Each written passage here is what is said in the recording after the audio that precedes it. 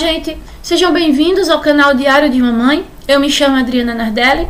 O vídeo de hoje é mais um vídeo da geografia, onde eu vou estar falando um pouco sobre a globalização. Eu peço desde já que, se você não é inscrito no canal, se inscreva e deixe aí seu like. E além de deixar seu like, eu ficarei muito feliz se você deixar alguma coisa escrita aí no comentário, porque aí eu vou saber se você está gostando ou não desses vídeos, dessas aulas. Então vamos lá iniciar a aula sobre globalização. Então, o termo globalização é um termo que a gente ouve muito e muitas vezes a gente não sabe o que significa. Então eu coloquei aqui para vocês uma definição bem simples do que seria globalização. Globalização é a tendência crescente de unificação de todos os povos e países da Terra, tornando-se cada vez mais interdependentes, tanto em termos econômicos quanto em termos socioculturais. Quando a gente pensa em globalização, a gente tem que pensar que a palavra-chave que define a globalização é a palavra interdependência. Claro que essa interdependência ela não é igual para todos os países, ok? Então você tem o papel, essa interdependência ela tem a ver com o papel que cada país tem e sua participação na dinâmica do sistema mundial. Alguns países eles se limitam a fornecer matéria-prima ou mão de obra a baixo custo para países que dominam tecnologia industrial, ou seja, para os países desenvolvidos. Estes últimos, por sua vez, fornecem produtos acabados a preços elevados e oferecem empregos em suas unidades produtivas espalhadas pelo mundo. Essas unidades produtivas seriam as transnacionais e multinacionais. A interdependência proporciona resultados desiguais entre as nações ricas, que são os países desenvolvidos, e as pobres, que são os países subdesenvolvidos. E os resultados se estendem por toda a população. A globalização, ela tem fases, ok? Então a gente tem 4 fases. A globalização se divide em 4 fases. A primeira fase, ela vai do século XV ao século XVIII. Essa fase, ela começa no início das grandes navegações e descobertas marítimas e vai até o início da Revolução Industrial. E aí eu coloquei essa imagem aqui, ó. Pronto, está começando a globalização. Então foi nesse período das grandes navegações onde o mundo ele deixou de se restringir apenas ao continente europeu, porque existia uma visão muito eurocêntrica do mundo e passou a expandir os seus limites. Então que iniciou aí a globalização. Primeiros avanços no transporte e na comunicação. Início da integração entre os mercados. O comércio triangular entre a Europa, que era fornecedora de manufaturas, a África, que vende seus escravos, e a América, que exporta produtos coloniais. Então, foi aí que iniciou esse comércio triangular entre Europa, África e América. Formação de colônias europeias na América e na Ásia. Então, na verdade, inicialmente foi aqui, de forma mais intensa, foi aqui na América, que a América passou a se chamar de Novo Mundo, ok? E aí, como eu coloquei aqui anteriormente, esse Novo Mundo, ele tinha como objetivo, principalmente a parte que teve uma colonização por portugueses e espanhóis, tinha como um objetivo exportar produtos para suas colônias, Portugal e Espanha. Segunda fase, ela vai do século XVIII ao século XX. Ela começa na primeira Revolução Industrial e vai até a Segunda Guerra Mundial. Houve a expansão nessa fase do capitalismo industrial, início da industrialização, domínio colonial sobre o território africano. Foi aqui nesse período que iniciou a partilha da África, exploração das colônias, e aí eu estou falando aqui das colônias, aqui eu estou falando principalmente aqui das colônias africanas, dominação dos países capitalistas como desenvolvidos, e criação de ferrovias, telégrafos, sistemas de telefone, além do uso de aviões e automóveis, ou seja, os meios de transporte e comunicação, eles começaram a se expandir cada vez mais, porque muitos deles começaram a ser criados nesse período. Terceira fase. Vai do fim da Segunda Guerra Mundial até o fim da Guerra Fria, ou seja, basicamente pega o período da Guerra Fria. Então, a terceira fase ocorre aí, nesse período da Guerra Fria. A Guerra Fria, ela foi caracterizada pela bipolaridade. Você tinha dois polos de poder. De um lado, os Estados Unidos, que eram capitalistas, e do outro lado, a União Soviética, que era socialista. Esses dois países disputavam de forma indireta, porque não existia o conflito armado entre eles, a supremacia mundial. Foi nessa terceira fase que ocorreu a Revolução Técnico-Informacional, também conhecida como Terceira Revolução Industrial. Essa terceira Revolução Industrial, ela é caracterizada por avanços nas áreas da informação e também transportes, como o desenvolvimento da informática, da robótica, da internet e também da biotecnologia. Por fim, a gente chega à quarta fase da globalização, que vai de 1989, que é quando cai o Muro de Berlim, e aí acaba essa questão da Guerra Fria, acaba a existência do mundo bipolar, até os dias atuais. Queda do Muro de Berlim, nova ordem mundial. Essa nova ordem mundial, ela é conhecida, muita gente chama ela de multipolar, mas ela também pode ser caracterizada como unimultipolar. Por que unimultipolar? Porque foi nessa nova ordem mundial, aqui está vigente, você tem a presença, aqui tem essa imagem, não sei se vocês conseguem enxergar, nós temos várias pessoas, aqui tem um mapa mundi, então várias pessoas que estão representando vários países. E essas pessoas aqui, elas olham para uma pessoa que está aqui no centro. Estão entendendo? Estão enxergando? Essa pessoa aqui, ela está representando os Estados Unidos, que ela saiu da Guerra Fria como um importante polo de poder. Surgem vários outros polos de poder, mas que esses outros polos de poder, eles acabam sendo influenciados pelos Estados Unidos, porque eles saíram supremo, questão militar e questão econômica. Encurtamento das distâncias e aceleração do tempo. Aqui nessa fase tudo está muito mais fácil, tudo está muito mais rápido. A pessoa tem acesso a uma informação do outro lado do mundo de forma instantânea. Está acontecendo, está passando na televisão, você está vendo aquilo que está acontecendo. Então existe um encurtamento do tempo, um encurtamento das distâncias. Avanço do sistema capitalista para todo mundo, incluindo os países que estavam sendo dos países que eram chamados de segundo mundo, os ditos socialistas. Então acabou a Guerra Fria e o sistema capitalista, ele acabou se expandindo até para aqueles países que eram socialistas naquele período.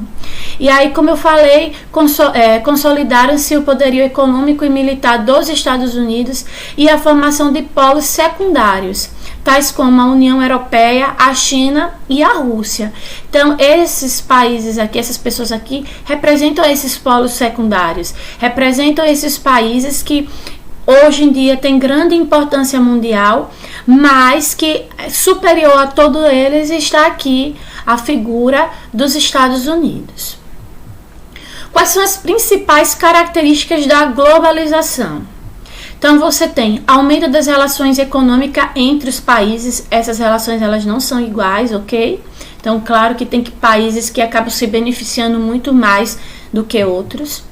Maior produção e consumo de bens e serviços globais.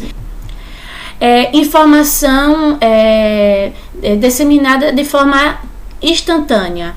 Então, como eu disse, aconteceu alguma coisa, por exemplo, quando iniciou os primeiros casos do coronavírus lá na China, o mundo todo teve acesso a essa informação assim em tempo real, basicamente. surgimento de empresas multinacionais e transnacionais. Essas empresas multinacionais e transnacionais, tem gente que diz que é a mesma coisa, mas existe uma pequena diferença.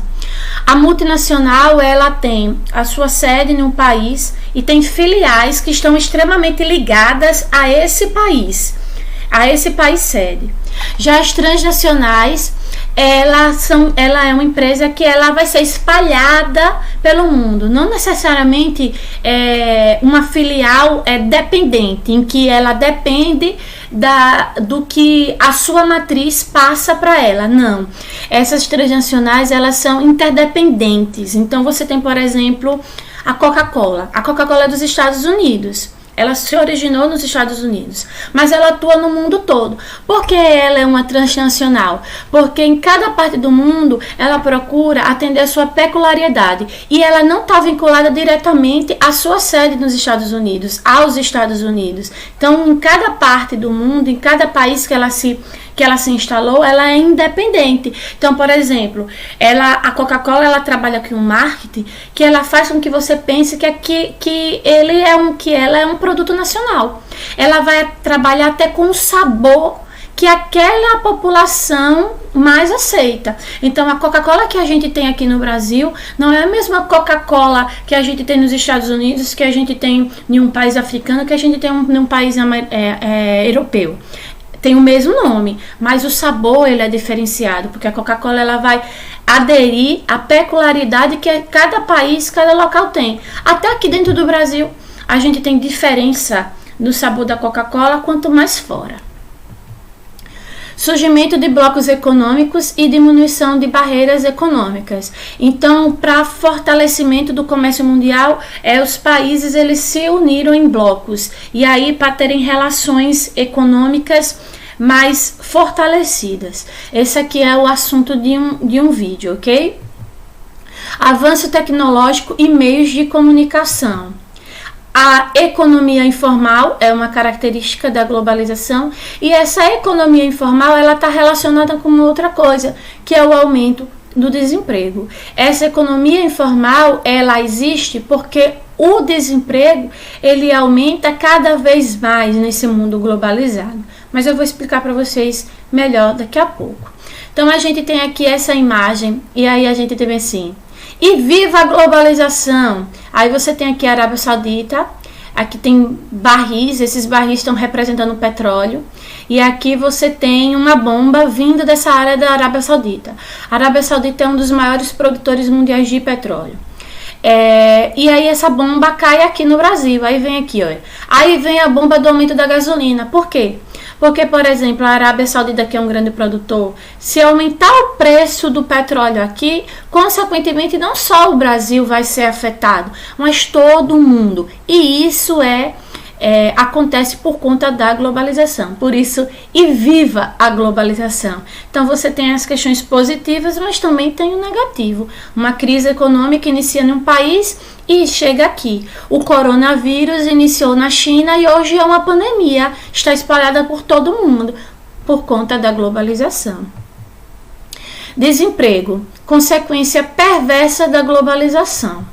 Então, o desenvolvimento tecnológico industrial tem acarretado inúmeros aspectos negativos para a sociedade, e dentre eles, o notável aumento do desemprego.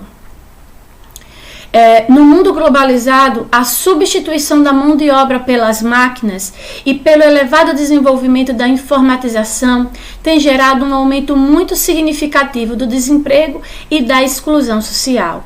Quando eu falo aqui exclusão social é porque a gente sabe que com esse desenvolvimento tecnológico, então muita gente vem perdendo seu emprego porque simplesmente existe uma modernização da indústria e aquela indústria ela acaba não mais empregando a mesma quantidade de pessoas que empregavam anteriormente, porque existem máquinas para substituir, por exemplo.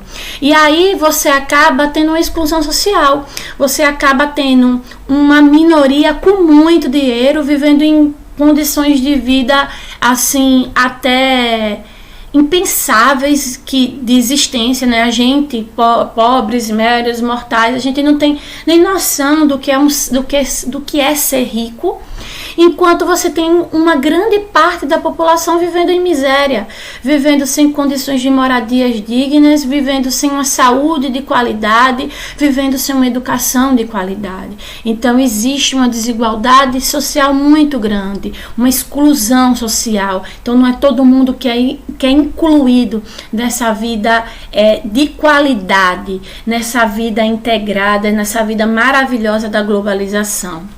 Aí aqui tem assim, aumento do nível de desemprego. Tem a mulher mostrando, eu não sei se aqui é um homem, mas parece que é uma mulher também.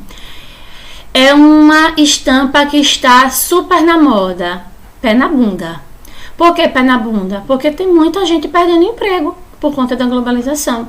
Então você tem uma pessoa que trabalhava numa fábrica de roupa, de tecido, e aí precisava de uma determinada quantidade de pessoas para poder confeccionar uma determinada roupa, e agora não precisa, porque a gente tem uma máquina que vai cortar o molde e só precisa a costureira ir lá. Você não tem mais aquela pessoa que vai cortar o molde. O desemprego, ele tem vários tipos de desemprego, tem 4 tipos de desemprego. Então vamos conhecer os 4 tipos de desemprego que existem. Então, o primeiro desemprego que eu estou colocando aqui para vocês é o desemprego natural, também conhecido, ou friccional. Ele consiste em indivíduos desempregados temporariamente, ou porque estão mudando de emprego, ou porque foram demitidos, ou porque ainda estão procurando emprego pela primeira vez. Então, esse desemprego é o desemprego comum. Segundo tipo de desemprego é o desemprego estrutural. É consequência das mudanças estruturais na economia, tais como mudança nas tecnologias de produção, ou seja, a inserção de máquinas na atividade industrial, ou nos padrões de demanda dos consumidores, uma vez que a mudança de gostos pode tornar obsoletas certas profissões. Então, você existia uma profissão porque existia a necessidade de ter aquela profissão, mas aí tem aquela pessoa que os consumidores não consomem mais um determinado produto. Aquela profissão, ela vai ter necessidade de existir? Não. E aí, como ela deixa de existir por conta disso, ele se enquadra nesse tipo de desemprego estrutural, ok? Aqui nós temos o desemprego sazonal. Ocorre de função à sazonalidade de um determinado tipo de atividade econômica, tais como agricultura e turismo, que acaba causando variações na demanda de trabalho em diferentes épocas do ano. Então, o desemprego sazonal, é aquele desemprego que ocorre em um determinado período. Então, por exemplo, você tem uma área de praia, o turismo está voltado à praia, mas a gente está no inverno, está fazendo muito frio. Então, vai ter aquele emprego naquele período? Não. Então, porque aquele local não vai estar sendo mais, não estará recebendo mais aquela quantidade de turista, ou nem turista vai estar recebendo. Então, aquele desemprego vai estar ocorrendo naquele período. Bem assim é na agricultura, vamos dizer, o período de colheita da cana-de-açúcar. Então, você emprega uma grande quantidade de pessoas. Mas aí, o período de intersafra, onde não está havendo a colheita nem nada do tipo, então as pessoas vão ficar desempregadas, até que haja novamente a necessidade dessa pessoa ir trabalhar novamente naquele local. E por último, nós temos o desemprego cíclico. Ele é conhecido como involuntário ou conjuntural. Ocorre quando se tem uma recessão da economia, o que significa retração na produção. As empresas são obrigadas a despedir suas funcionárias para cortar despesas. Então, esse desemprego ele está relacionado a uma crise econômica momentânea, temporária. Então, existe uma crise, então uma empresa ela vai ser obrigada a demitir aquele funcionário. Mas aí, quando a situação econômica do país melhorar e aquela empresa voltar a crescer, ela vai e contrata. Aquele emprego ele não deixa de existir, aquela função ela não deixa de existir. Ela simplesmente a pessoa ela ficou desempregada por conta da crise econômica. Então é isso, minha gente. Eu espero que vocês tenham gostado, que vocês tenham entendido. Qualquer dúvida pode deixar aí no comentário. Bom estudo. Se gostou do conteúdo, deixa aí o seu like. Um beijo e até o próximo vídeo.